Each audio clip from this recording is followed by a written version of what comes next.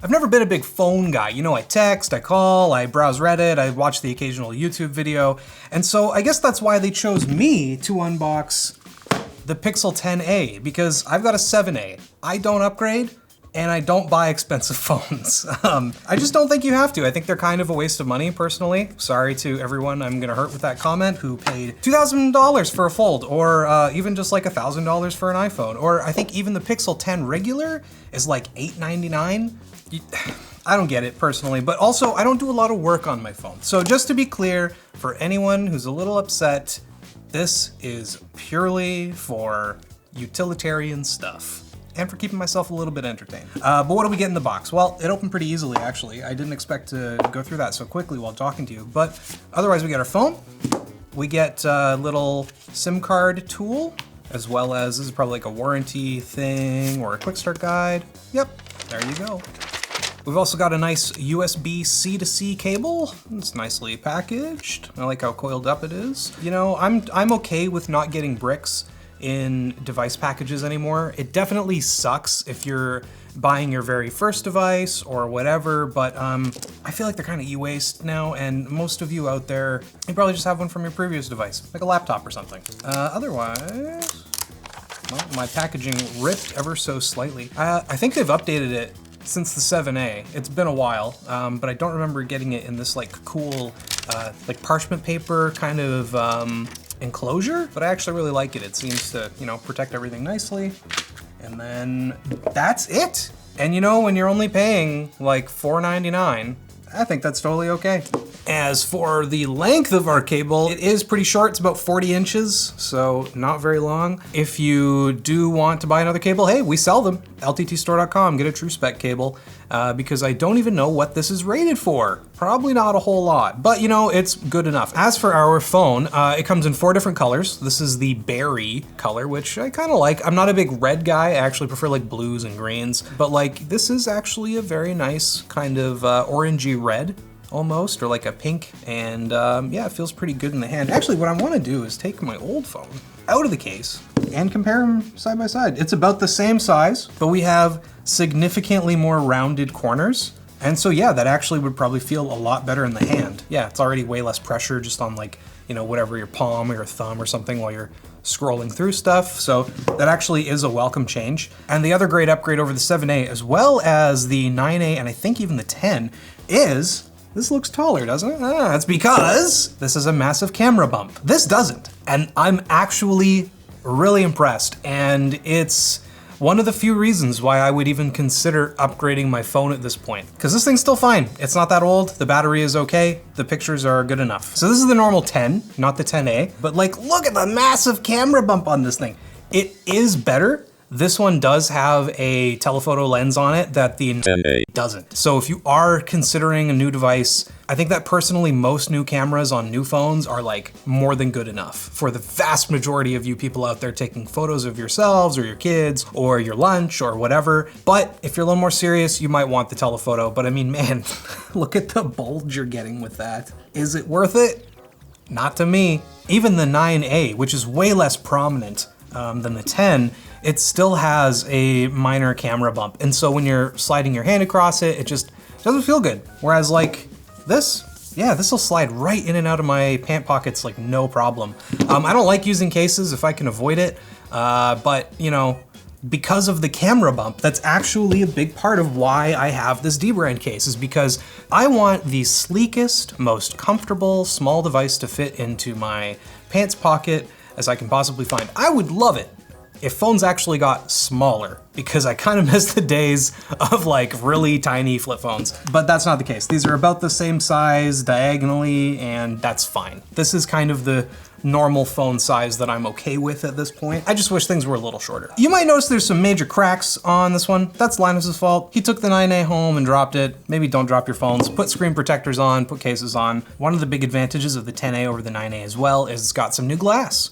Some new Corning Gorilla Glass 7i. It's better than the old stuff. Otherwise, they look damn near identical. We've got the same buttons and volume rockers here. Same USB ports, although the 9a has your SIM card on the bottom, and the 10a has put it to the traditional side. As for some of the major differences between the 10 and the 10A, basically what you're getting when you're saving all of that money, and it is hundreds of dollars, it's like almost half the price for this phone versus this one, you're getting less RAM. This has only 8 gigs instead of 12, which, yeah, 100%, if you're computer gaming, like you want more like 16 these days at minimum, but on a phone that I'm just gonna, you know, browse Reddit and watch some YouTube videos on, 8 gigs is plenty, in my opinion. The other major difference that you might actually care about is the 10 has the Tensor G5 from Google, whereas this has the Tensor G4. With that said, are you going to actually notice that much of a performance difference? Maybe power users, but the average person who this is actually marketed to, I don't think so. And while the glass is different, they both support a 120 hertz screen. That's my only real complaint about my 7A versus these, is that this one's only 90 hertz, I think, refresh rate on the screen. It's not 120, but it's not 60, so I'll take it. Another pretty cool feature is this will actually be able to tell you the battery health of your device. We went to check my 7A, because, you know, I've had it for a few years, maybe the battery's degraded. Doesn't support it. Pixel 8 and later, so I just missed the boat. But that's okay, because this is a brand new phone and it's got a pretty solid battery. We measured something like 23.25 hours in our longevity battery tests, which is actually really good. And so I don't think you're gonna have any issues. Oh man, I gotta say the 120 hertz, I do notice it like right away. This is just so clean, it's so smooth. Oh man, okay. All right, maybe it's time for me to upgrade. I love a good display.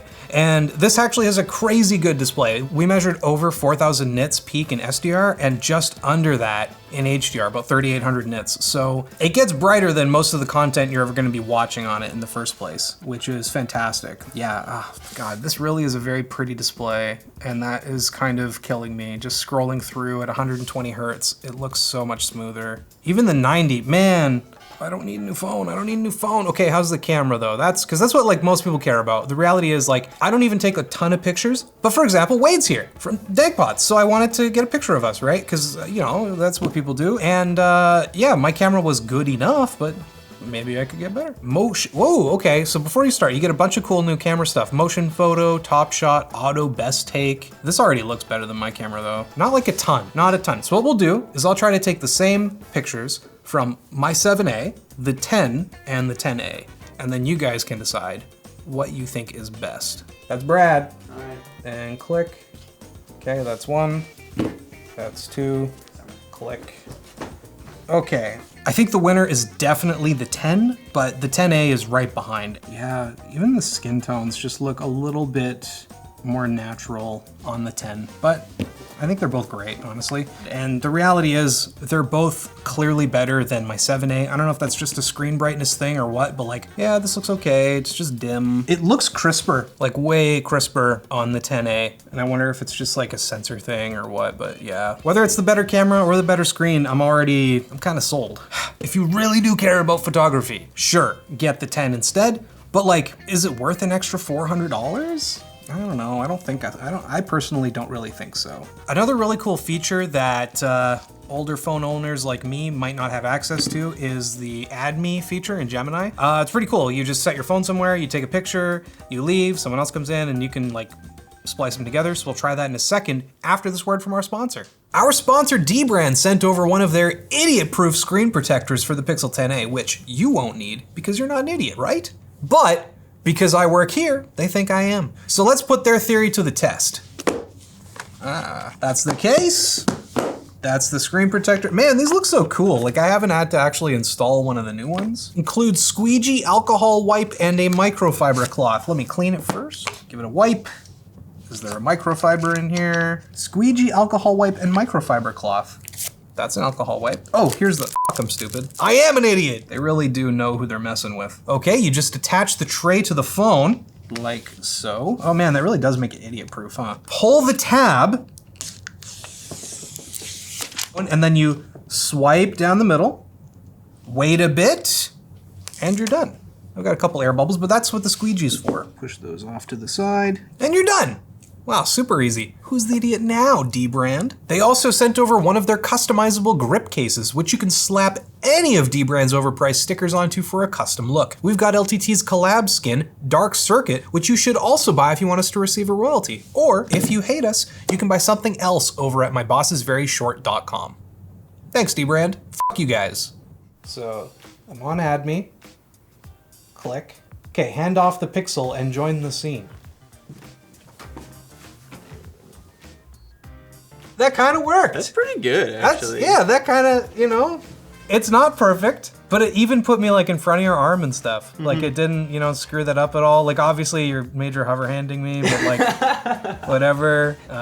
Yeah, that's, you know, that's a pretty cool feature. I don't think I'd ever use it personally, like on my own phone, because like I don't know, I'm lazy and I just want to take a quick photo, but it's a very cool feature to have, especially if you want multiple people in frame and you don't have, you know, an easy way to do that. Let's do a little speaker comparison between my old phone and the 10A, because I do listen to a lot of YouTube videos when I'm just puttering around the house or whatever, doing some cleaning. You know, I've got YouTube Premium, so I just shut the screen off and I let the audio play. And this is sometimes a little too quiet. It depends on the video's audio mixing, obviously, but every now and then I wish it could just get a little bit louder. So that's max volume. Okay. I'm not gonna wait for the bass. We all know there's no bass coming. Yeah. You know, it's kind of funny. This one is bassier. I think I actually prefer the old ones. I don't know if it's just the EQ or what's going on.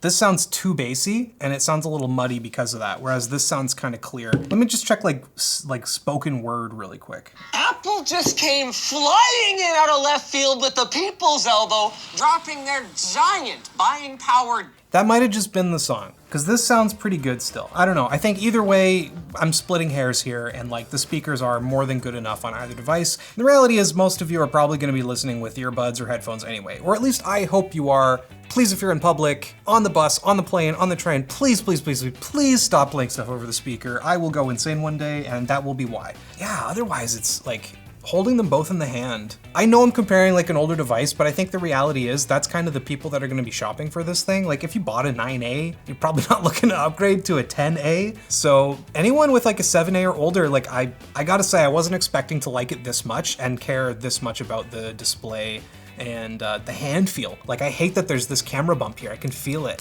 on my finger just holding the phones together. Another major upgrade, both over my 7A and the 9A, is satellite connectivity. I went home to Yellowknife recently, and there's a road that literally goes to like the end of Canada, basically. And if you're on the Ingram Trail, certain parts of it don't have cell service, and you're going to need some kind of like satellite phone if you're going to get yourself stuck somewhere. And so yeah, that's actually a big deal, and it could genuinely save your life at some point. So the camera's good, the screen is pretty good, the speakers are totally fine. The only reason why you might want to shell out more for this guy, aside from the telephoto lens, is probably the improved processing power, because it's genuinely pretty strong. In our Geekbench 6 CPU single core test, we're getting over 2,300 points on the 10, whereas we're only getting about 1,700, 1,750 on the 10A, so it's a significant difference. And then when we go to multi-core, we're getting over 6,000 points on the 10 versus only about 4,500 on the 10A, which, you know, there's synthetic benchmarks and like, yeah, I don't game on my phone, I don't care that much. The funny thing is when we use 3D Mark's Steel Nomad Light test, we actually get a better score on the 10A than we do on the 10. It's not a major difference, but it's there. So I kind of think that a lot of people just fall for the like newer is better, flashier marketing traps that marketing tries to use to get you to buy their new product. And I've never been the kind of person who upgrades their phone every single year. Because as you can see with the 10A versus the 9A, there's not a lot of differences. Like sure, you get the better glass. And sure, the camera bump is less than on this guy, but this one's already pretty minimal. It really is. And personally, I have an actual camera if I want to take photos, so I don't really care about the telephoto lens, and I would 100% ditch this camera bump if it means I don't get it. Like, I'm totally down, absolutely. Like, this is solid. This, with no bump at all, yeah, how does it feel to slide into the pocket? Oh, it's so good, it just goes in. It doesn't get stuck on anything, and then now it's slimmer because I don't have a case on it. Am I buying a new phone this weekend? I don't know, maybe. It's good enough. And at $499 for the 128 gig version, or $599 if you want the 256, it's a pretty decent deal. You know, if you've been wondering, yeah, Do I need all of this phone? Maybe you don't. Maybe get yourself a Pixel 10a. And if you don't like it, you can probably return it. I'm Plouffe, this is Short Circuit. This is the Pixel 10a. I think it's pretty solid for the price. If you want to look at an even cheaper budget phone, check out the Samsung 17A 5G. That's like 300 bucks. That's a great deal. See you later.